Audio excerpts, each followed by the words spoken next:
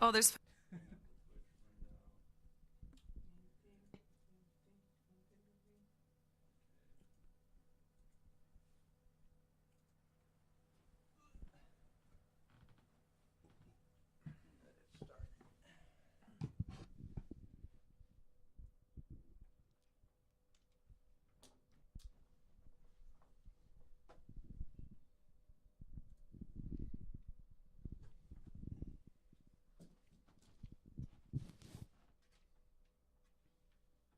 Politics sucks. Politics fucking sucks.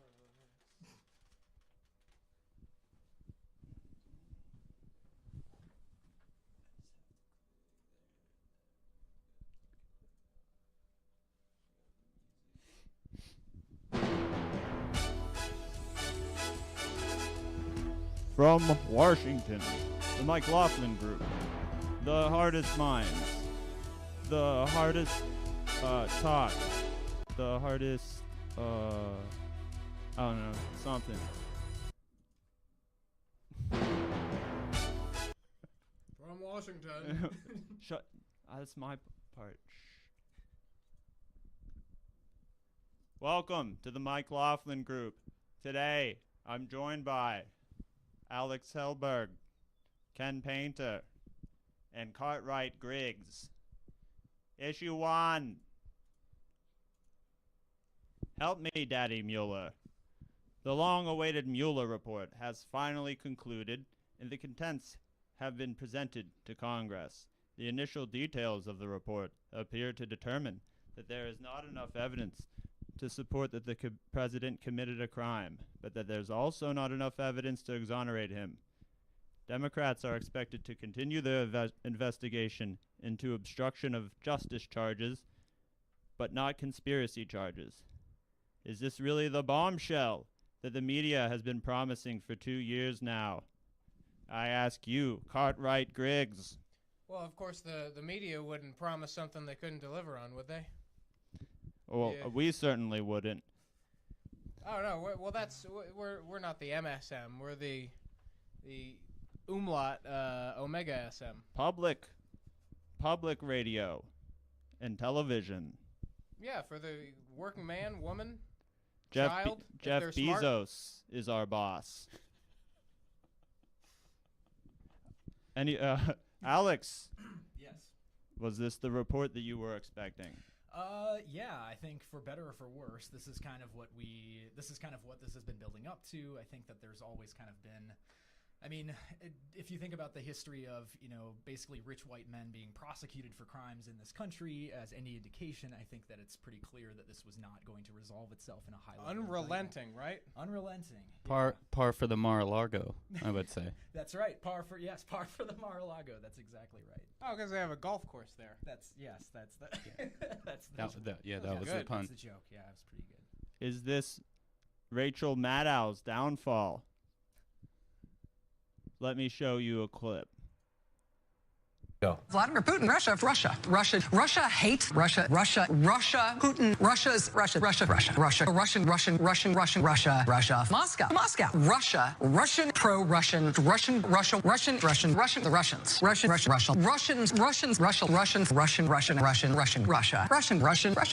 Moscow, Russia, Putin, Russian against us, Russians, Russia against the U.S., the Russians, Russian government scheme, the Russians, Vladimir Putin, Russia, Putin and Russia, Moscow, Russia, the Russians, Putin,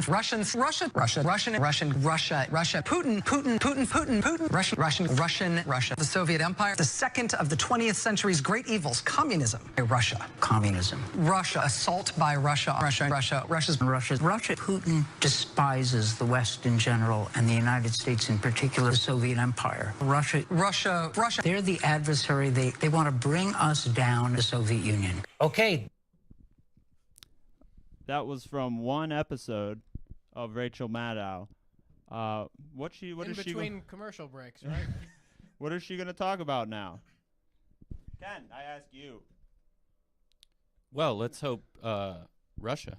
And I don't know. That video makes me really anxious, honestly. Does she? I don't watch much cable news except the good stuff. But Does she still have a show in America now that has that Russia show? Yes, she still works for MSNBC. She's had some criticism recently for putting too much coverage into this whole Russia investigation and perhaps not paying enough attention to other issues such as war in Yemen, slavery in Libya, things that which estate is it?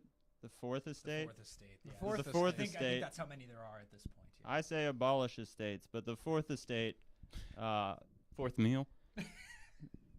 that we expect them to report important stories to us, but all that she seemed to care about for a very long period of time, Russia. Well, you know, I mean, I don't like the government digging into anybody's private affairs, whether they're a president of a United States or not. Yeah, I have to say, I think I'm aligned with Cartwright on this one, just in that I think it's kind of a waste of time to continue to investigate something like this. I mean, to at least put this much energy into journalists looking into this, right? Like, I mean, I think there's probably evidence that crimes have been committed. I'm not doubting that necessarily at all, but whether or not journalists should be dedicating this much time necessarily to just this, like a laser focus on this issue, definitely, as you said, distracts from Let some of the alone more this important FBI. things. They need to really give it a rest and go eat a Danish or something as well. Let the president do his job. I honestly think the assumption being made here is that Maddow is a journalist and not just. Maybe she's just writing a book. Shots fired from Ken Painter. Whoa. We'll have to hear Maddow's response another time. That'll be next week, I assume. Will cable news continue to cover this angle? Cartwright. Yeah, you'll have to let me know. I certainly will. I assume Alex, that they Ken? will. They'll continue covering this and pulverizing it into viewers' eyes and ears. I mean, even though it's like we have some non-definitive answers, but some new answers as of today. But More I mean, places to look. they've made 1,000 hours of television with 0 answers. So Yeah, it's always this. They never like to change their cast of characters, right? They like no, talking that's about too the same difficult. people. Yeah. And I mean, in the sense that the Russia reporting has been kind of almost like, I mean, I would probably go as far as to call it almost like conspiracy mongering, or like it becomes a bit like conspiracy theory discourse. What you then have to, once that conspiracy sort of becomes shattered, you have to look for things to continue that conversation in line of thinking, right? So even just late breaking news, we saw that already people are criticizing whoever was from the Attorney General's office, Barr. Yeah. about saying that he's an untrustworthy source, and that, of course, this report is now being manipulated. So we're probably going to end up relitigating this for years, I would probably imagine, unfortunately. Good issue. Next issue.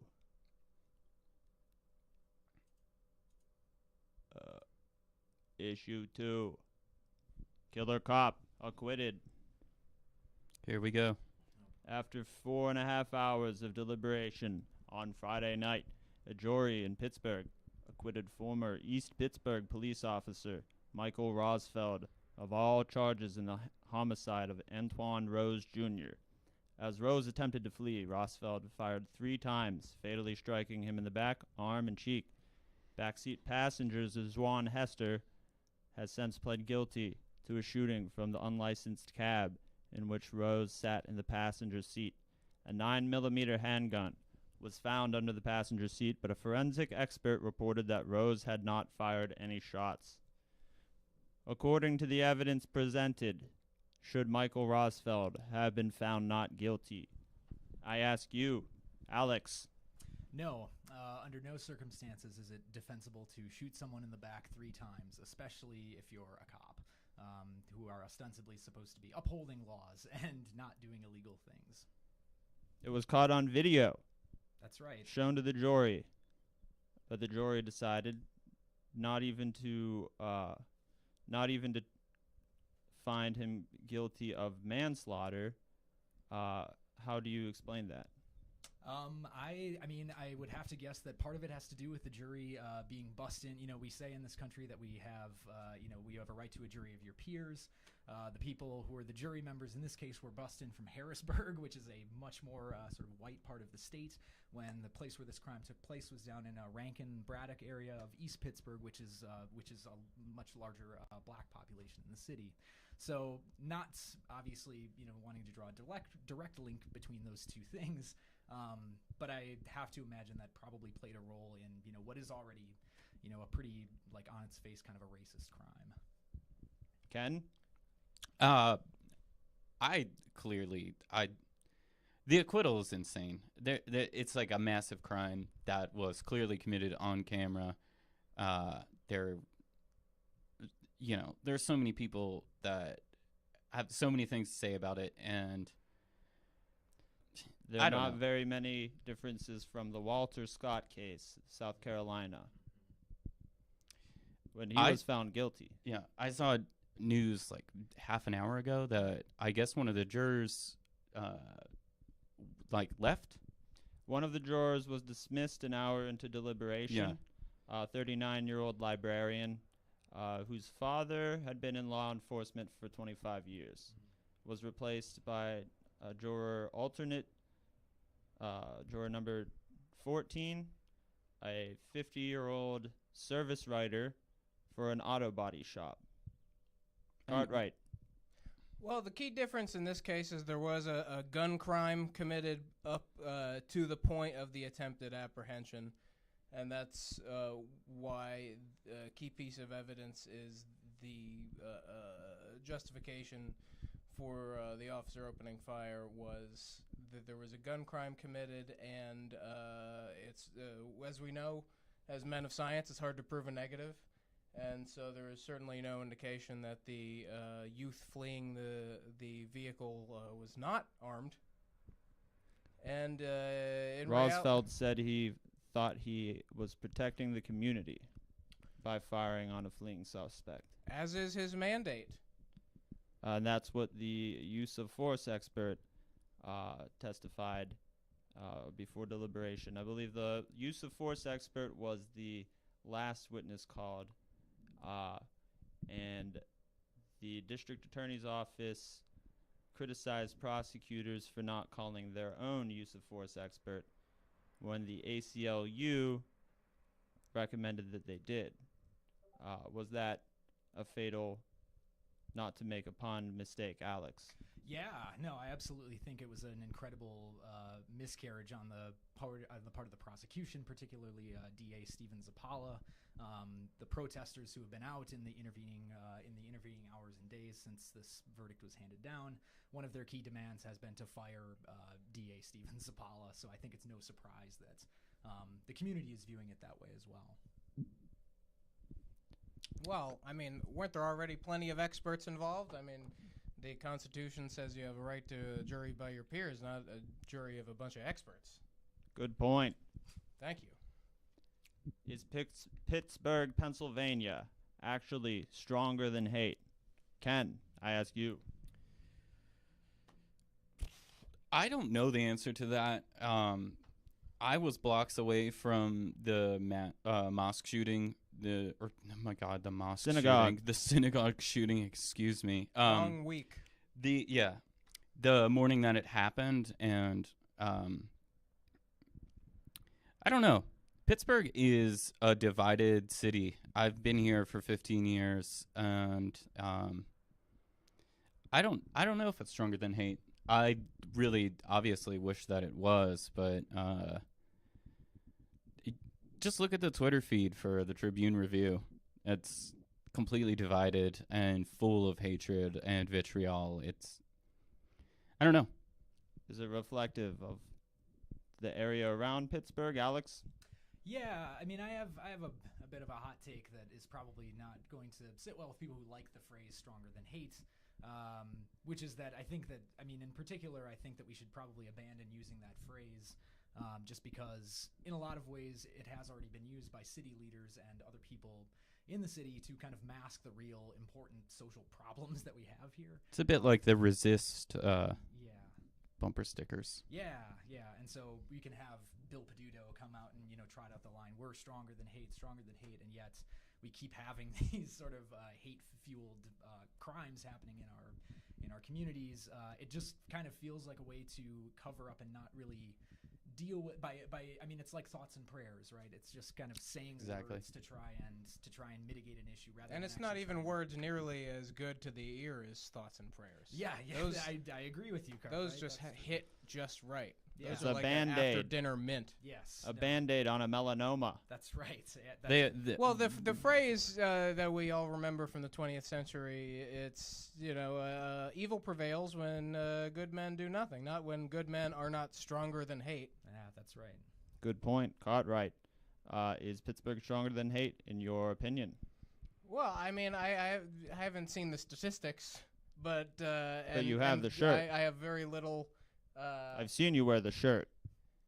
Well, it was That's because he's a Steelers fan. Those big. Well, that's exactly. It was stronger than hate night down at the stadium. Yeah. Oh, my mistake. Well, yeah, no, it's you drop a bundle on these tickets and they send you home with a T-shirt, and you feel pretty good about it if you don't think about it too much. I've got the stronger than hate bobblehead. Who'd they do that on? Who is that based on? Roberto Clemente. Oh yeah, no, Roberto Clemente was stronger than hate. Absolutely. Him specifically. Issue 3. Guaido or Guy? No. On January 23rd, 2019, President Trump declared recognition of previously unknown opposition politician Juan Guaido as the legitimate president of Venezuela. On March 22nd, the United States sanctions upon Venezuela's National Development Bank, citing the arrest of Juan Guaido's chief of staff, Roberto Marrero. For much of the year, Venezuela has been facing power outages and food shortages. Will Guaido emerge as the new leader of Venezuela? I ask you, Cartwright. Well, Juan Guido, I don't know what his credentials are in terms of saying I'm going to be the president now. Thank you, but that's I don't think that concerns us any more than it concerns anybody. I mean, the president gets to remind people who the other heads of state are, because a lot of us don't pay that close attention. So that's fine of him to do that. It's a public service, and he could stand to do a few more. But I honestly I don't know what anybody's stake in this is who doesn't have a residence and some acreage in the country of Venezuela. Kenneth. It's a tired old ass hat. I mean, how many times has America done this in the last 40 years?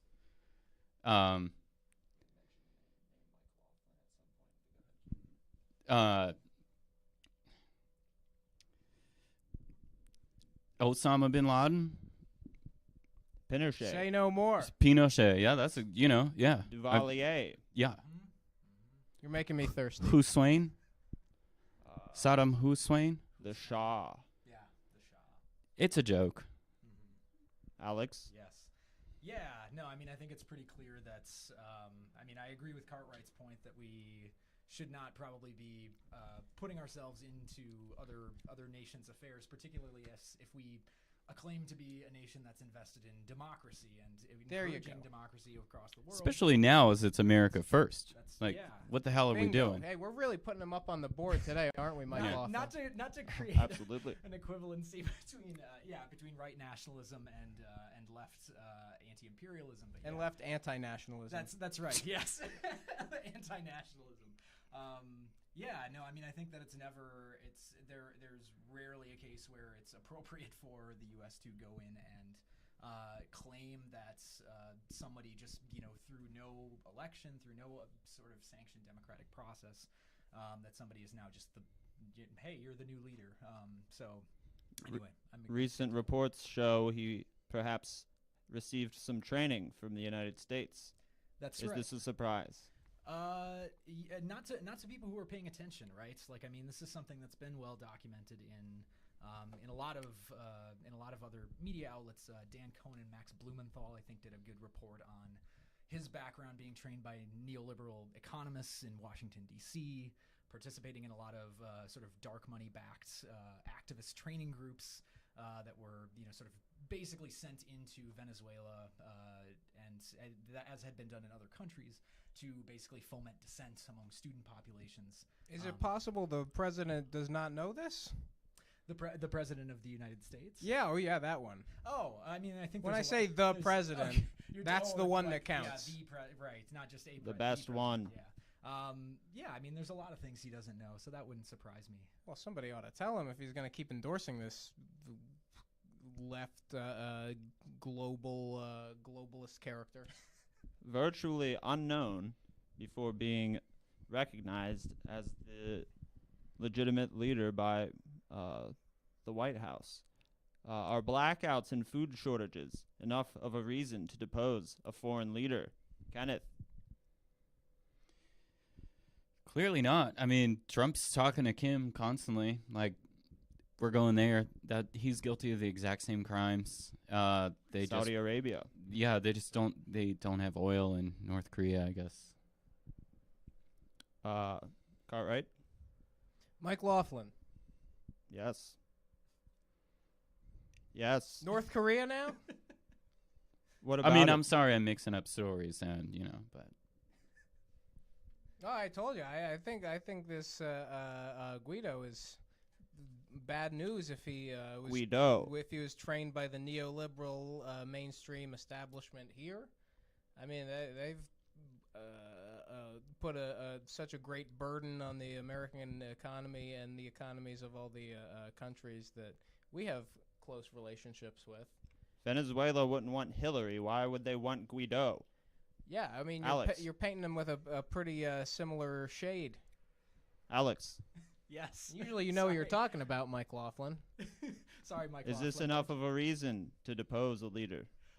Good question, MikeLaughlin. Good question, MikeLaughlin. No, as I said before, there's rarely ever a good reason to do so, and I think that we really, the news media in particular, I think needs to do away with the... Bottom line, has Maduro tried invading Poland? He has not. Then it sounds like just something we don't need to be involved in, right? I'm with you. Are these blackouts actually being caused by U.S. intervention? Blackouts, food shortages. Is this sabotage? We all know about the government's experimentation with electromagnetic pulse-based weaponry. We do. And it's yes. I mean, come on. We're back at 2 + 2 here. And its involvement in several the earthquake program. What was that called? The HARP. Earthquake weapon. HARP. Thank you, Ken. Right. And we'll harp on that later. But EMP weaponry has been responsible for all sorts of grid failures, both domestic and abroad. It brought down a few commuter airline flights very nearby off the coast. Do the wires go out of Venezuela? Because if they go out of Venezuela, then the electricity is probably being shut off outside of Venezuela. Yeah. Who was last seen with those wires? Colombia. Is this John Bolton's project? We didn't see much movement on Venezuela until James Mattis left his post, and John Bolton came in, not in the same position, but around the same time that John Bolton came in is when James Mattis left. So are we seeing this as a Bolton project, or has Trump wanted to do this since the beginning, and now that he has someone in his administration to help him do it, is that why we're seeing this now, Cartwright? Well, you've sold me on the John Bolton point. You really put the pieces together in a way that I'm convinced. I like the way that you form that question. Is this something that Trump wanted to do all along? Because I firmly believe that it's preposterous to think that he had any ideas of global economy before he was, handed his scripts for each day. Alex, what do you think? Yeah, no, I agree. I mean, I think that it's difficult probably for Donald Trump to hold a thought in his head for more than a few hours, and so it's difficult to imagine him having kind of like the sort of strategic capacity to be thinking about something like this for a long period of time. Added to that, the fact that Venezuela, in conjunction with a lot of other Latin American countries, has been sort of had a target painted on its back because of its oil reserves and its resources by people. The largest oil reserves in the world, even Right. more than Saudi Arabia. Right, that's right. Yeah, and so I think Bolton and other people. I don't think it's just Bolton who shares that kind of lust for those resources. I mean, I think other people like Elliot Abrams need to be talked about in their involvement in things like this too. Iran-Contra. That's right. Yeah. So I mean, I think this is definitely it's part of a larger strategy that probably preexists Trump, maybe even preexists Bolton and a lot of the other people who are in there. It doesn't make them any less culpable, but it certainly does. It should lead us to question sort of the history of American imperialism as such. And you're in respectable company here. You can use the phrase deep state. Okay. All right. I'll be sure to do that in the future. Thanks, Cartwright. We're all got our heads screwed on straight, and there's no narco globalists, crypto zoologists in this room. I'm currently starting my field investigator course through MUFON, so I might be a cryptozoologist. I could be allowed to do that. Hey, you got to invest in your own future, right? Yeah, indeed. Yeah. That's right. Online classes, baby. Just don't go to a state school. No.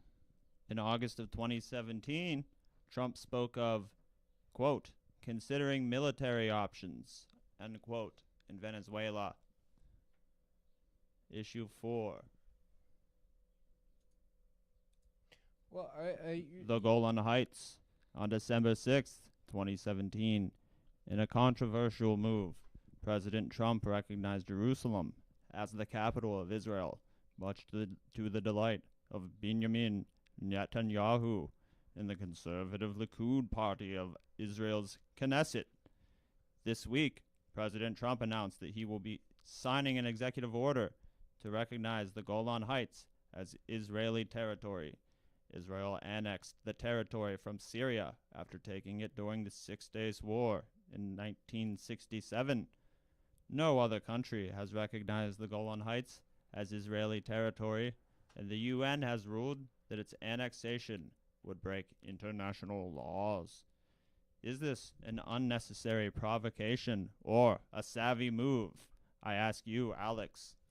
Yeah, I mean, I think we can read it as a strategic move from the point of view of the sort of alliance between Donald Trump and Benjamin Netanyahu. Of course, they share kind of similar imperialist ventures in the Middle East and are known allies. They are kind of propping each other up in many ways in their respective sort of nations. And I think, I mean, there's been a lot of speculation about whether or not this was a sort of a timed announcement. I mean, all President Trump had to do was really tweet about it and kind of make that suggestion. But this is also, it's being speculated that this is something to rescue a Netanyahu campaign, since he is up for re-election, that is quickly spiraling out of control due to indictments, corruption indictments. So this is, a way of sort of a gift, I think, if you will, from Trump to the Netanyahu administration. As the So savvy move. Yes, yeah. I hesitate to call anything Donald Trump does savvy, but sure. Ken? Swayze move. Swayze move. There we go. As the eternal Yes. optimist that I am, You're eternal? eternal, eternally optimistic. Yeah. I sort of just see this as in the guise of Christianity and our Christians. sweet Armageddon. I feel like it's just one step closer to the ultimate destruction and bringing Jesus back to the Holy Land. The evangelical prophecy. Yeah. Well, as a guy of Christianity, I could say you got GOC. two birds of a feather flock together. Yes. And obviously, Ben Netanyahu knows what it's like to have the government breathing down your neck, just like the president. What does Trump, this mean? the president. So unnecessary provocation or savvy move? Well, One or the other? I mean, it's not necessary because it sounds like it's advancing globalism, but it's rather than being savvy. I think we're talking about just birds attempting to flock together with that of a similar feather. Is Jared a globalist? Jared Kushner? Is that who you mean, MikeLaughlin? Not Subway Jared. I was gonna say Subway Not Jared. Subway Wait, Jared, yeah. Well, I mean, Jared Kushner is in the dictionary next to the word globalist. Ah, yes, I agree. What does this mean for Israel? Syria? What does it mean for Syria? Alex. Sure. Well, I mean, Syria has since this happened issued an ambassador, a representative for the government has issued a statement saying, we are going to basically liberate this territory no matter what, irrespective of what the U.S. does, and they're sort of making claims to support the legitimacy of that annexation. So, I mean, I think that if nothing else, this is going to this stirs things up in a way that's really unhelpful. It's just kind of it's an unnecessary. It is a provocation in some ways if you look at it from the angle of what this does to. Well, you just said it was a savvy move. I think it can be both. I mean, you didn't give me the option to say both, though. I know that's not your style. It has to be one or the other. It has to be one or the other. So. Anything else to say on Syria's point of view for this? Do we have any Syrians? I have several Syrian friends, but I didn't ask them. Well, I mean, that's fine. They'd probably just say what you already said, MikeLaughlin. Will this be a controversial move with the more fringe anti-globalist elements of Trump's constituency? Thank you. I would say probably not that bad, but it depends. If you catch one of those fringe Trumpers on a bad day, maybe they'll be upset, but probably not. They're pretty used to bending over backwards and licking their own assholes to just believe whatever the president says. So I think they'll just continue bending. Yeah, not to mention there is a large neo-Nazi contingent, of those who might support Donald Trump, who believe that who believe in the idea of an ethno-state and see Israel, like Richard Spencer does, sees Israel as kind of as an actualization of an ethno-state, and thus are in a strange way supportive of that. They want your gene profile to be printed on your driver's license. I mean, don't get me started on the fact that there are driver's licenses to begin with. Right, yeah. All right, Mom. Good. Next issue. Issue 5. Rogan.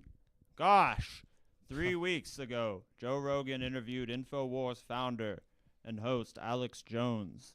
In a YouTube video with currently 12 million views, Rogan gave Jones a platform to explain past controversial statements, such as his initial denial of the Sandy Hook massacre. Other guests have included far-right figures such as Jordan Peterson, Owen Benjamin, Ben Shapiro, and Sargon of Akkad. Ken, I ask you, what is ayahuasca? What is ayahuasca? I believe that's a health food. I think that's a health food, but it's for your brain. Yeah. It's a psychedelic drug, MikeLaughlin. Oh. I don't do those. Is Joe Rogan really a gateway to the alt-right? No. A gateway? I mean, he just likes to hear... Cartwright. He just... Not Sam. The guy just likes to hear other people talk, right? Other guys. In my estimation. Alex? He's just a really friendly guy from... That's like asking if Howard Stern is a gateway to, like, sucking your dad's dick. Like... No, I must have stopped listening to Stern just in time. I like the interviews that he's done with Mike Tyson about hallucinogenics, psychedelic drugs.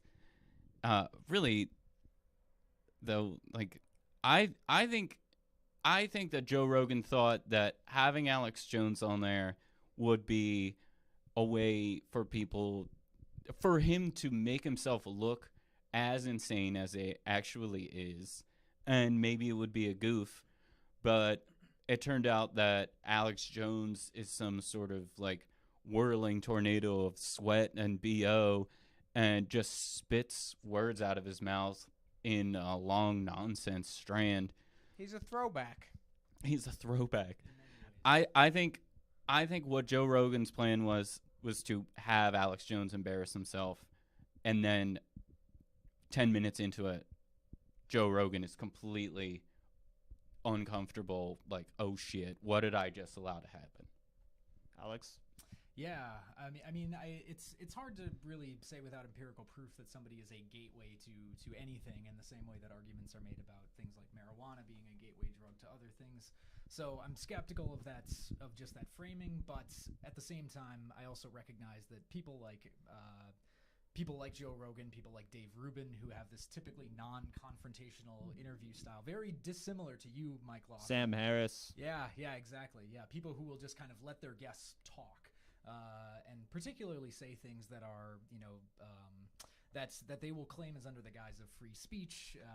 Just these are politically silenced topics, without really questioning the reason why those topics are silenced.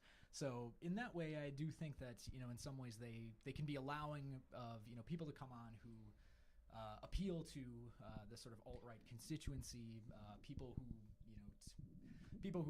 typically have some modicum of privilege but want to sort of not call attention to the fact that they have that privilege, pretend it doesn't exist, and think that they're victims instead. So yeah, in many ways, I think that he could function as a gateway to the alt-right. Well, I mean, is he a dumb guy that just likes to talk to famous people? Yes. A nice fella, right? He had that Android man smoke weed on his program. Oh yeah, that's C3. Android, not Android, not the phone. The apartheid guy. Yes, Tesla.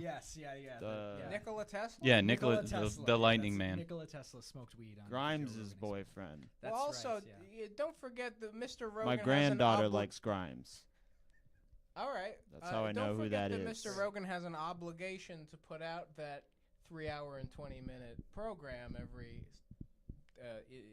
interval that it comes out. It's extraordinarily long. Did Fear Factor have paying, like... I asked the questions here. Sorry, Mike. Well, that show had the globalists and MikeLaughlin behind it. And that was probably a walk in the park for a hard-working man like Mr. Rogan. But when you're putting out the 3-hour and 20-minute program every interval in which that program comes out, it's not going to help your cause to cut people off every time they espouse something you might not agree with about the natural order of the climate or the more racial sciences. Can it be argued that Rogan gives equal time to leftists? Guests like Jesse Ventura, Jimmy Dore, Kyle Kulinski, Lee Camp, Henry Rollins, Killer Michael Render. Does he give equal time? Ken? I honestly don't listen to Joe Rogan's show. I was a fan of Fear Factor. It's the most popular podcast in the world. How do you not listen to it? I've never clicked on it. Neither have I. I see his YouTube clips pop up in my feed all the time, and it seems like he has quite a potpourri of guests. So, maybe he should do a better job of balancing his guests' rants with, allowing them to be as insane as they are. But pushing back. Pushing does he back. push back enough in his interviews? Or does he just... I think I said I don't know, but I imagine that he probably should. Alex? Yeah, I mean, my sense from what I've seen of the Joe Rogan experience, again, like Ken, my experience with Joe Rogan is much more rooted in Fear Factor than it is in the Joe Rogan experience. Ultimate fighting. Yeah, UFC. I mean, I think we can draw a connection between, on Fear Factor. The Man Show. Yes, yeah. I did watch The Man Show as a misguided teenager. Yeah, to your question. I watched it as a misguided 50-year-old. it's for men of all ages. It's really it's a quality program. That's implied, yeah. Yeah, that's right. I mean, if you want to draw an equivalency on Fear Factor, Joe Rogan made worms and bugs palatable to a wider audience. That's essentially what he's doing on his show now too. Thank you for that one. No, I mean, I think I haven't listened to a ton of his interviews with leftist guests, but I do think that it's tempting to want to draw a sort of both sides sort of moral equivalency, like we need to hear from people on both sides. I mean, I think just as a general rule of thumb, the kind of people like Ben Shapiro, Jordan Peterson, Sam Harris, other people that he's inviting on don't have as much of a moral ground to stand on. Has he had Milo on there? I want to say yes, but I'm not 100% really sure. That would 100% actually blow my mind. He's had Owen Benjamin on multiple times, which is pretty egregious. Yeah, indeed. Yeah. All right. We'll move on. Alt-right? Alt-right, let's move on. A gateway to the last issue. Final issue. Forced prediction. Given recent widespread climate destruction in the American plains, Mozambique, all over the world, with rising sea levels, how long until life on this planet ceases to exist completely? I ask you, Cartwright, give me a number of years and a reason. 4,106. 4,100 years until extinction. Ken. 6. And why? Globalism. Globalism. Ken. Is infinity a number? Infinity is a value. It's a concept.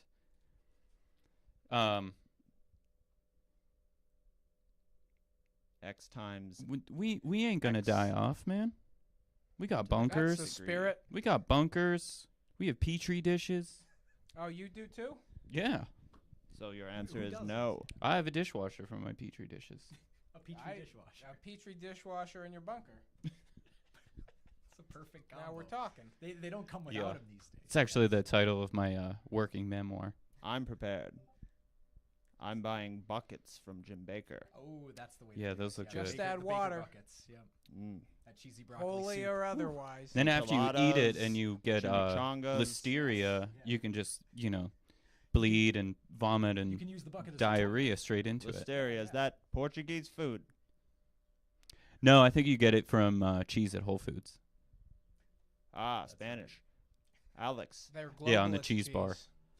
Alex, Yes. how many years until complete destruction? I mean, to put a number on it, I'd say probably about 200 to 300 years. Let's go 300. I would err on the side of longer, because I think we do need to call attention to the question of who will survive.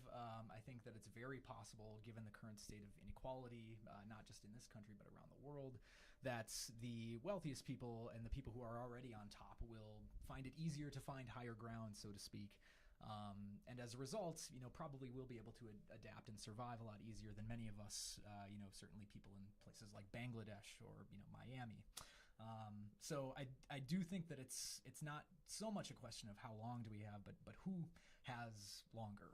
Plus, have you met a beaver? They don't stop. I have not. Truly the best adapters. Oh, sure. I mean, they invented the aqueduct long before the Romans. The dam. Right. Yeah. The dam. The damned. I think Native Americans actually stole the Three idea of the of founding members of the dam arrows beavers. off of beavers. How so? Pointed wood. Are you? No, but how did they do it? They just took it from them. Beavers don't have hands. But did they?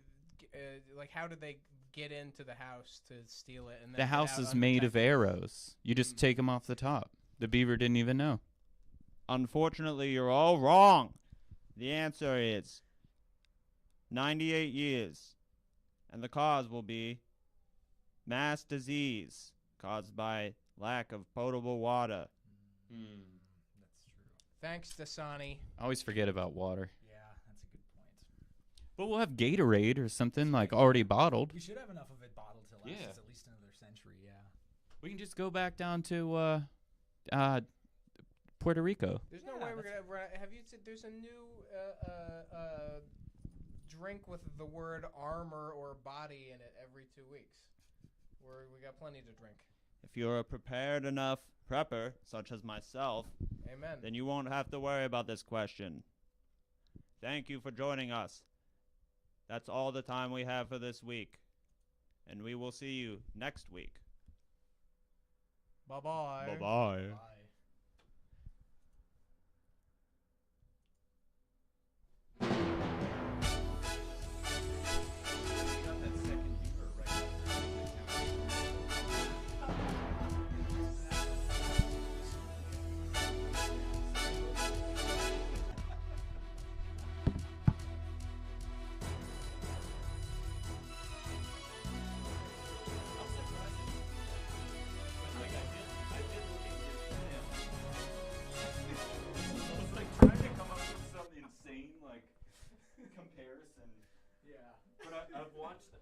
There was like a Howard Stern like Father's Day episode where like he had Limitless. We live in limitless. Come seek the Royal Caribbean. your breasts. Donald Trump put his name on the political map with a conspiracy theory. Why doesn't he show his birth certificate? And it's not the only time he's gone to that well. They say they found a pillow on his face, which is a pretty unusual place to find a pillow. The beautiful child went to have the vaccine, now is autistic. Recently, many of Trump's supporters are buying into something even bigger. Those Trump supporters you see waving